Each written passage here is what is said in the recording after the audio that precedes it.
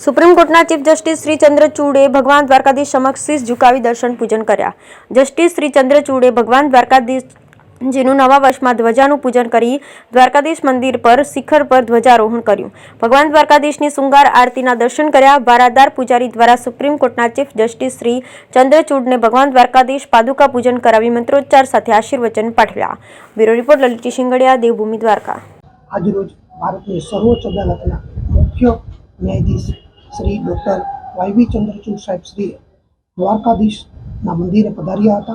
आज रोज राजाधिराज भगवान श्री कृष्णना ने दर्शन कर्या, पूजा विधि करी, पादुका पूजन कर्युं। त्यारबाद तेओए आ टूंकी मुलाकात दरमियान जिला कानूनी सेवा सत्तामंडल द्वारा द्वारकाधीशना मंदिर प्रांगणमां Z+ सिक्योरिटी आवेली छे त्यां स्पेशियल केसनी अंदर जे हेल्प डेस्क ऊभो करवामां आवेलो छे कानूनी सेवा विस्तारवा माटे तेमनी खास मुलाकात लीधेली हती अने मंदिर प्रशासन द्वारा जिला वहीवटी तंत्र द्वारा अने डिस्ट्रिक्ट पोलीस एडमिनिस्ट्रेशन द्वारा जे कई कार्यवाही करवामां आवी छे तेनी विशेष नोंध लई अने बधाने खूब खुश थई प्रशंसा करपूर्वक तेओ અહીંથી વિદાય થયા હતા।